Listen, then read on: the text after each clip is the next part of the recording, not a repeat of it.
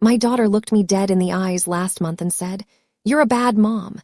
Not screaming at mid-tantrum, she said it calm, quiet, like she meant it. And for about 10 seconds, I genuinely believed her. Every parent has had a moment like this. The one where your kid says the exact sentence that goes straight for the softest part of you. I want to tell you what actually happened next. And the thing a child psychologist told me weeks later that completely changed how I think about it. Because it turns out, what she said had almost nothing to do with what I thought it did. Hey, I'm Maya. I don't usually make personal story videos. Most of what I share here is research-based. But this one felt worth telling exactly as it happened. Because I think a lot of you have lived some version of this exact moment. And nobody really tells you what it means. Or what to do once you're standing in your kitchen holding a wooden spoon, feeling like the worst parent alive. The moment it was a Tuesday night. Bedtime had already gone long. She wanted a second episode. I said no. We'd been through this every single night that week, and I held the line. That's when it happened. She stood in the doorway of her room, arms crossed, and said it. "You're a bad mom. I hate this house."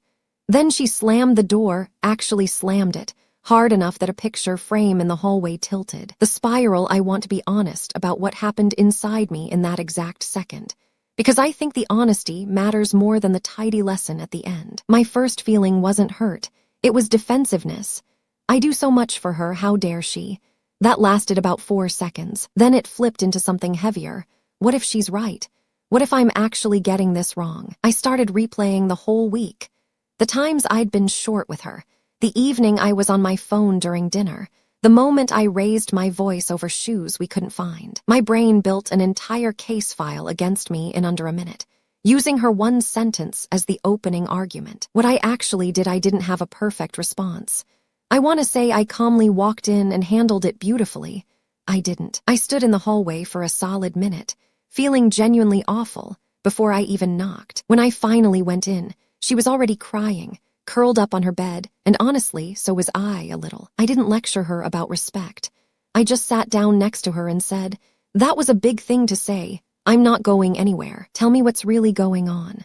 What the child psychologist told me a few weeks later, I brought this up with a colleague, a child psychologist, half expecting her to tell me how to prevent it from happening again. Instead, she said something that reframed the entire thing for me. She said, "A child only says something like that to the person they feel safest saying it to." I actually had to sit with that for a minute. Kids don't typically say the harshest version of their feelings to people they are afraid of losing, or people whose love feels conditional. They say it to the person whose relationship feels stable enough to survive it. In attachment research, this even has a name. Sometimes it's called using the parent as a secure base. The relationship is solid enough that the child can throw the worst of what they're feeling at it and trust it won't break. She wasn't reviewing my parenting. She was stress testing the one relationship in her life she was most confident wouldn't disappear. Rupture and repair. There's a concept in attachment research called rupture and repair. The idea is that conflict itself isn't what damages a relationship. Even hard, ugly moments like a slammed door and "you're a bad mom."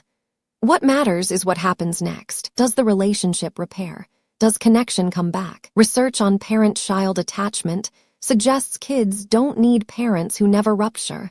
That's not realistic for any human relationship. They need parents who reliably repair. Every repaired rupture is actually its own kind of lesson. Conflict doesn't mean abandonment. That's arguably more valuable than a childhood with no conflict at all. What I do differently now. So here's what actually changed for me after that conversation. I stopped treating a hard sentence like hers as evidence I needed to defend myself against. Now, when something like that lands, I try to get curious before I get defensive.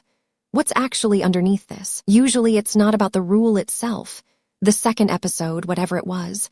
It's something bigger, tired, overwhelmed, missing me from a long day, testing whether I'll still be there even at her worst. I also stopped trying to fix it in the same 5 minutes. Sometimes the actual repair happens the next morning, at breakfast, completely unrelated to the fight, and that's fine. Repair doesn't have an expiration timer. What good mom actually means, I think a lot of us grew up believing a good mom is one whose kid never says something like that. I don't think that's true anymore. I think a good mom is the person a kid trusts enough to say the worst thing to, and still comes back to the next morning for pancakes like nothing happened. Because somewhere inside, they already know it didn't break anything. If this is the first time you're hearing about rupture and repair, I'm doing a full video next week on exactly how to repair after a blow-up. What to actually say. Subscribe so you don't miss it. So here's what I actually learned. A kid saying something like, "You're a bad mom," usually isn't a verdict. It's often a sign of how secure the relationship feels to them, not how insecure it is. The goal was never to prevent rupture completely. It's to reliably repair, and repair doesn't have to happen in the heat of the moment. It can happen the next morning, in a completely different, quieter way. If your kid has ever said something like this to you, I want you to hear it the way I eventually did. It probably says more about how safe they feel with you than how badly you're doing. Comment rupture and repair if this reframed something for you tonight. And subscribe for next week's video on exactly what repair sounds like out loud. See you in the next one.